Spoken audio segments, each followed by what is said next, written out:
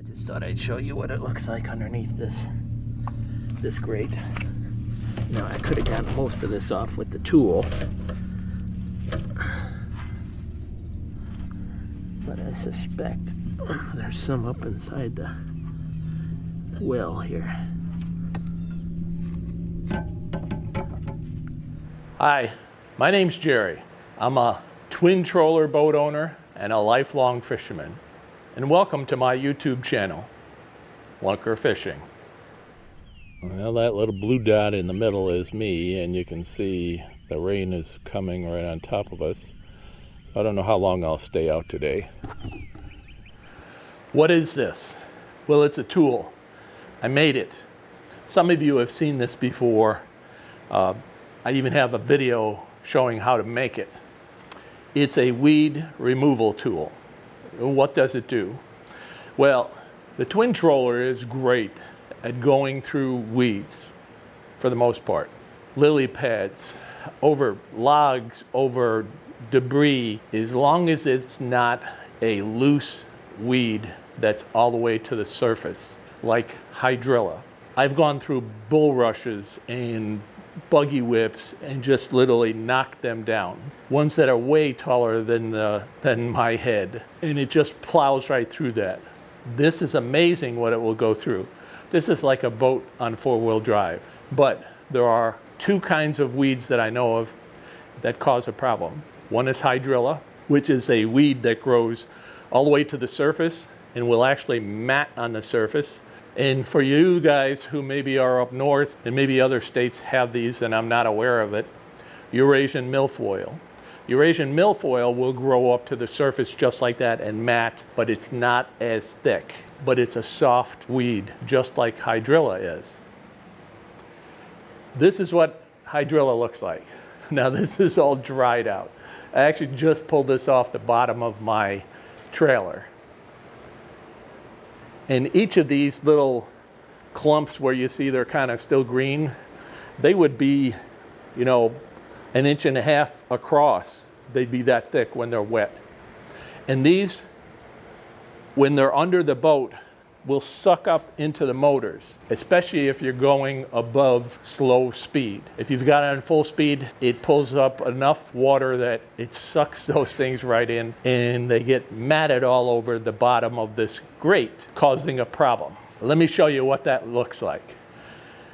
Here's some footage of me just coming off the water. And on purpose, I didn't clean it off. I didn't use the tool.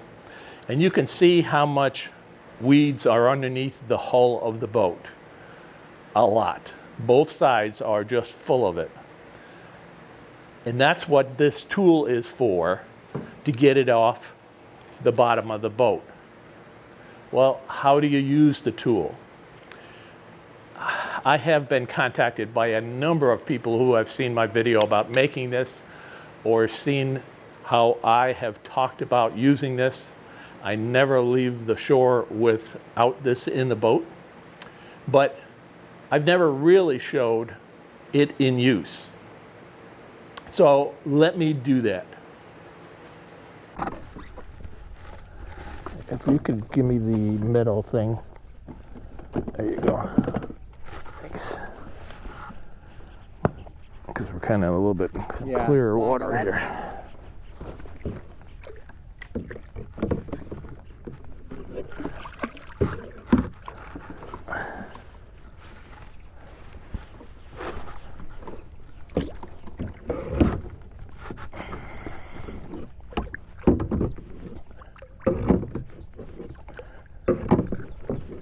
Sure smooths it away though.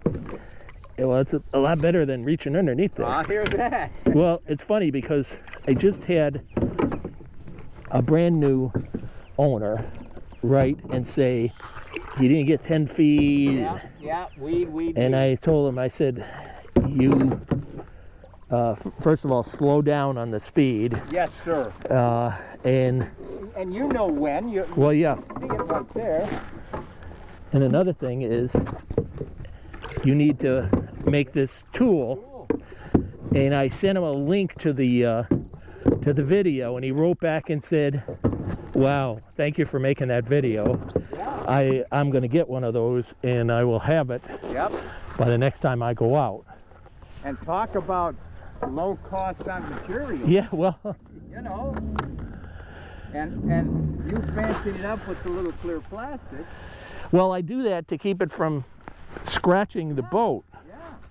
Yeah. And it fits. See how rough that is? Yep. Not that it's that rough, but I did. No, but it is rough. But I wanted it rough enough to catch, because that's underneath where the thing is. Yep. But I wanted it to catch the weeds, but not catch the Yep. scratch the boat. Is the idea.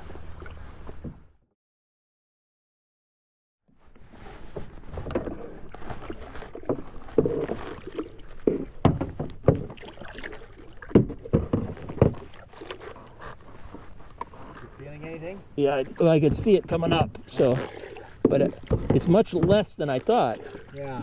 I would Boy, see. it was really protesting Yeah. there while we were in Well, there it goes. the clot. Every once in a while, you know. Yeah. That's called a goober. A goober. Yeah. You find one motor usually more than the other? Or they're- No, it seems to be what you've driven over. Yeah. You know, if Is your wage here? Let me get this. no, you're good. I'm just trying to not lean over so much that I get to see it firsthand. Consider me a counterbalance. Holy crap. Yeah. Yeah, you're getting the load there. Yeah.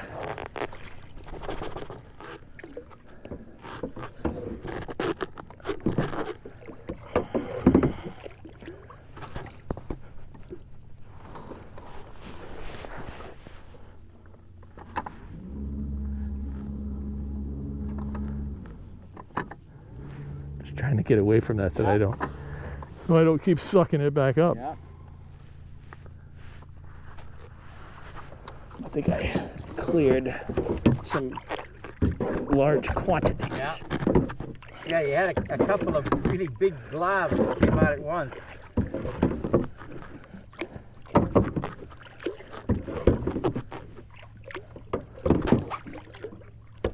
All right.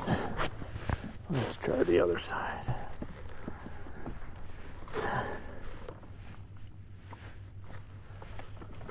Is any of my stuff in the way? No. I'm right-handed. Yeah. And this is, Everything is so much more difficult. there it goes. I can often feel it when I catch it.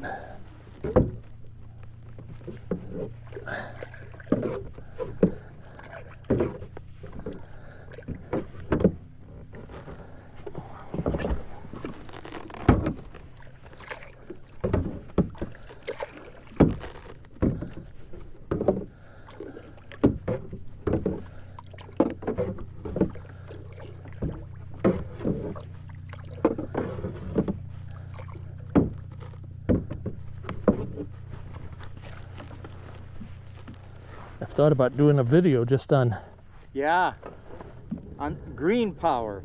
Don't tip us over or all bets are off. I'm telling you, you can't tip it over. Even with you changing the center of gravity by Yep. using the seat? You may tip us to the point where, but it won't roll over. And this side is suctioned to the water. So when Okay. you lift like this, Yeah. it's got More and more pressure, the more. at least 100 gallons of water it's lifting with it Yeah. as a counterbalance. Now that goes like this. Huh? Yep, right. But no, just like you were doing, tip it up and then go back and then fold it over. Aha! Otherwise it'll Yep, bump, yep. it bumps into everything It that's will there bite me in the ass. and then it won't go back farther. Well, you can see and hear.